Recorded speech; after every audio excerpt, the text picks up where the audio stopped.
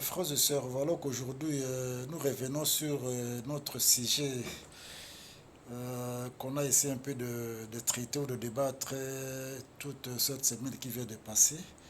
Et nous comprenons que le sujet continue, comme nous l'avons toujours dit, à danser dans notre milieu.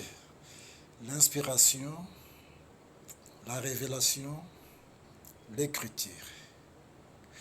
Nous avons le verbe inspirer, nous avons le verbe écrire, et puis nous avons le verbe révéler.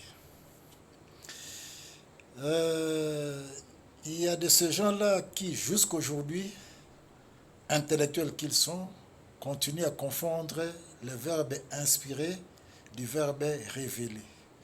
Les mots inspiration et révélation.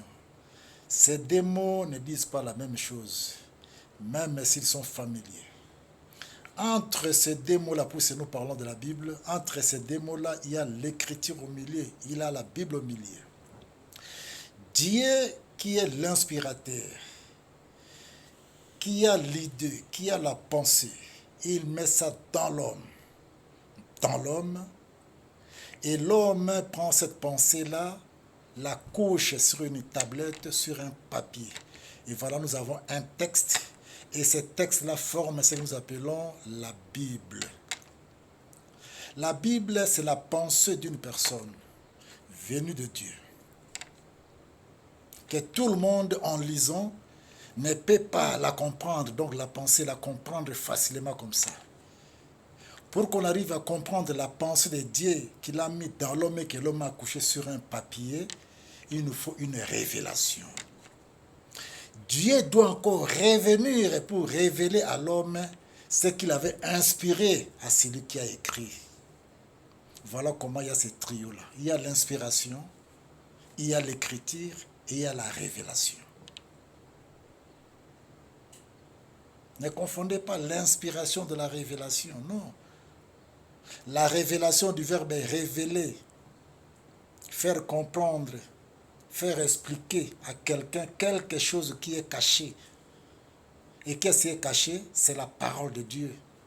Et cette parole vient de Dieu, qui a mis dans l'homme, inspiré tous, l'esprit dans l'homme. Et l'homme couche ça sur un papier. Et il nous faut une explication. Mais qui va révéler l'explication? C'est Dieu lui-même. C'est Dieu lui-même. Mais entendre, il y a un prédicateur, je ne sais pas si le pasteur ou le prophète ou comment, ou prêtre, dire que non. Du fait que l'inspiration était déjà couchée sur un papier, il n'y a plus d'inspiration. Oh non, oh non, oh non. Mais quand Dieu revient pour révéler aux prédicateurs, révéler aux pasteurs, révéler aux prêtres son enseignement, ce qu'il doit expliquer aux gens, quand Dieu revient à travers l'Esprit Saint pour révéler. Spiritus, il revient pour révéler. C'est le même Dieu. Ne confondons pas les choses. La révélation vient après l'écriture, mais l'inspiration vient avant l'écriture.